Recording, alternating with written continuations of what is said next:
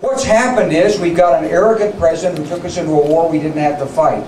But worse than that, he's blinded us to who we are as Americans.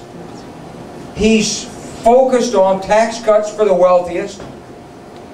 He's encouraged the passage of laws and operated beyond the law, using scare tactics to frighten Americans into surrendering the very rights and freedoms that make us who we are as a people. Can you imagine that this is a country that actually condones torture?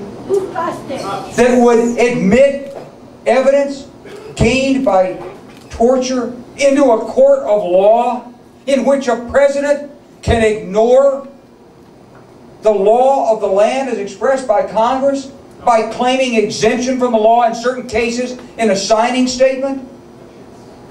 That's not the America I fought for in uniform. My country doesn't torture.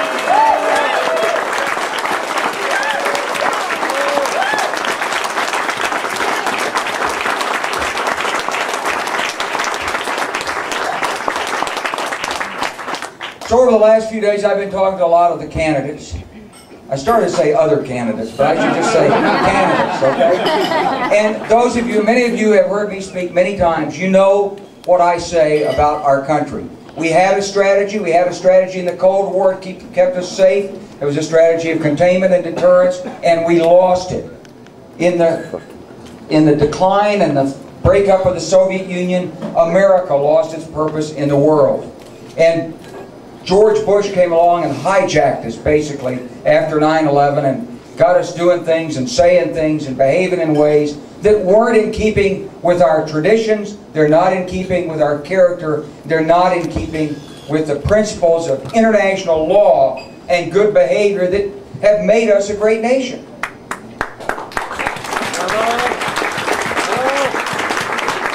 But what the heck? I mean, I hear all the candidates out there saying, oh, we lost our strategy, now we need a new strategy.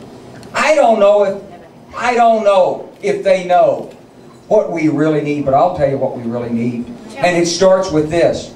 We must restore America's legitimacy in the world. It's not a strategy, it's legitimacy. It's our purpose in the world. Who are we?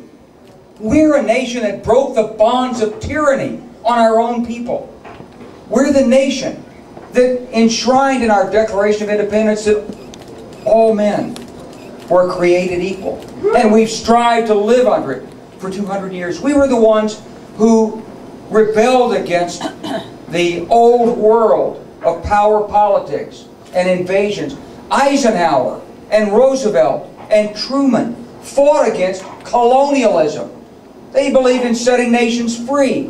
Woodrow Wilson called for self-determination and proclaimed his 14 points that were really the guiding beacons of American foreign policy in the 20th century. That's our legitimacy. Not preemptive strike, not America exceptional. When America acts, we're the only ones that are right. No one else counts. We don't have to talk to anybody else. We've, under this administration, lost our legitimacy in the world. And the first task of the next President of the United States is to restore America's legitimacy.